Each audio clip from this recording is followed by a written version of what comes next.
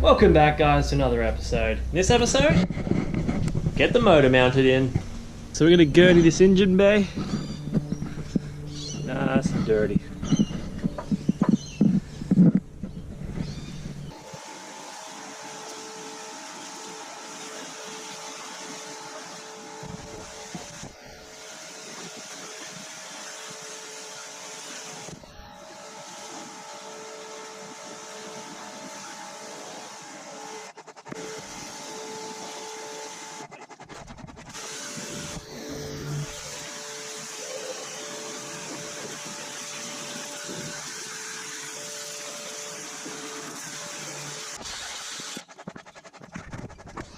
So we're going to put the cross member in when we put the engine in. So I'm just going to clean out these bolt holes. So just going to spray some WD-40 up them. I've already cleaned off the bolt with a wire wheel, so it's nice and clean. We're just going to put her up in there. Then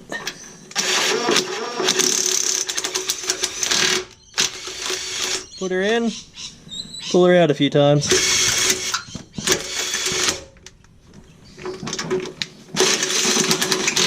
Until it goes in nice. And that's it. Do that for all 8 of them. And then we should be right to put the engine in. Alright, so we're going to put on the engine mounts before we put it in the car.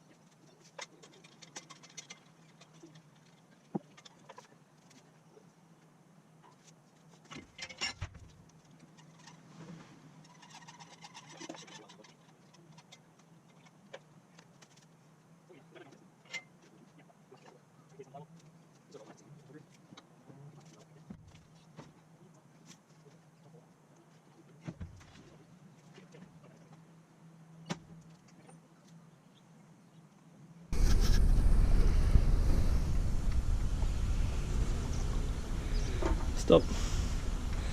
Alright, she's in, we just need to tilt her back now.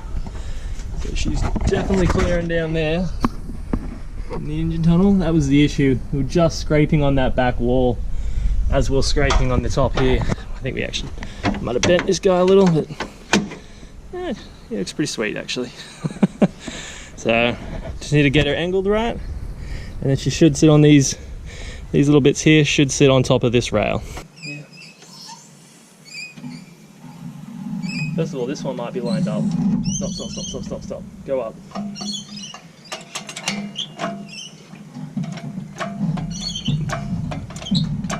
Stop. So the engine's kind of in the hole. So we're just going to bolt on this guy onto the back flange. It's already bolted on there. You can see it. And then we'll be bringing in the cross member, and we'll see how that goes.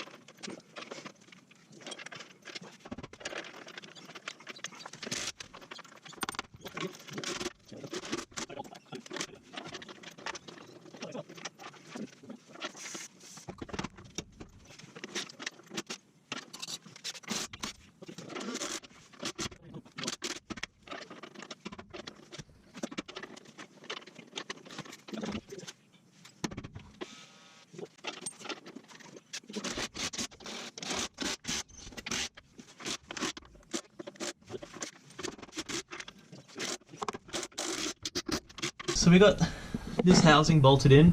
There's 4 bolts up in there, they're not torqued down. And then it's got the mounts on that are 2 bolts to it. And then a single bolt up through the bottom there. So got them all bolted in. It's not tight right now. The engine has to come out again. So we got the engine mounts in here. It's the mount there. Got the rubber isolator in there, and also the mount bolting to the engine. This plate here is just forcing the top of this edge this way because it was just folding itself in because of the rubber mount. So as you can see, we've drawn a line around it. It's sitting pretty flat. Under here there's some beads of weld that we didn't grind off because the old mounts are up here, and so we didn't actually grind this far back. So we're going to pull these off, clean the ground here, and then put the engine back in like this, or the engine mount back on, and then see if it all lines up. If it does, we're going to tack it welded it in, and then pull the engine the whole way out, and then weld it up. So I'll show you the other side as well. This side sat a lot smoother. As you can see, it looks fairly nice on there. Had to remove a mount for these lines. There was a mount that bolted down here somewhere. That was kind of getting in the way. But yeah, that's her in.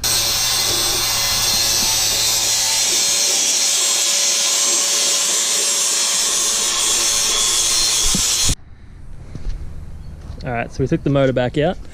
We used this jack on the ground here with a piece of metal bar that went from one side to the jack to the other side of this mount because it came away a little bit. So we just used it to push it back in and then put a tack at the bottom. But now we have both of them tacked in there and the motor out. We're just going to weld them up.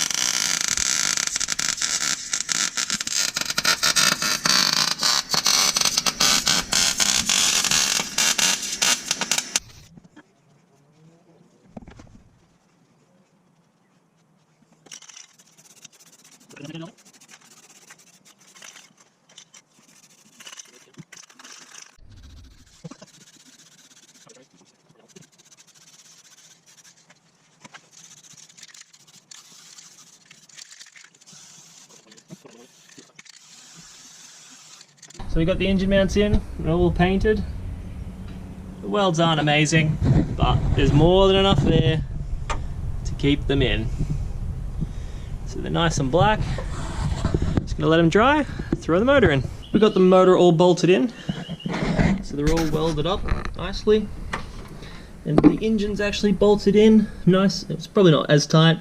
None of the bolts are torqued to spec at all yet, because the actual engine does have to come out. If you can see down in this hole, I think you can see that there's one of the exhaust studs is snapped, and I forgot to get it out. And then we got this side, so this side as well, all bolted in nicely, but again has to come out. But also, ta-da, another bolt snapped. They both snapped when I bought the car, so just haven't taken them out yet. So the motor has to come out to do that. But yeah, she's all in there nicely now, so we can start running fuel lines and everything. Alright, after we got it in, we were test fitting some stuff. So that's the factory aircon radiator, so we're gonna run that one. And then I actually have the Commodore's radiator over here, and it looks brand new which is nice. So that actually fits really nicely. So the end tanks actually sit on this rubber here on both sides, but the mounts down here, they will have to be moved from there to about there, but that shouldn't be too bad. I also can't use those mounts because those circle holes are too big for the mounts on the Commodore one. And then we have to figure out how we're going to hold the top of the radiator, but that shouldn't be too bad. And also the fans from the Commodore with the shroud and everything. It's over here. So this guy, he fits in there nice in between everything. There's still plenty of room between the motor and those fans, so that should fit nicely. I've started to try to look at how I'm going to do the fuel system. So I'm actually going to use this sending unit. I'm going to try, and I'm going to try to use this, the top hat, I guess. The idea is to put a plate here that goes out, that bolts to the tank, and then a plate on top that sandwiches everything this together. That's the hope. So I'm going to try that and see if it works, because it would be nice to use this whole unit with the level and everything in here. It actually does reach pretty much to the bottom of the tank. It's a tiny bit short, maybe like 5 mil, so that's not bad. Also, we can use the factory regulator and probably the factory filter, so that'll be alright. We just need to get, this is a one of those push lock fittings, one of these guys at the end here, so we do need to get an adapter for that, probably to just do a barb fitting and then go to the factory hardline up to the front. Thanks for watching, guys. I hope you enjoyed it. If you did, hit that like button and subscribe. Until next time, see ya.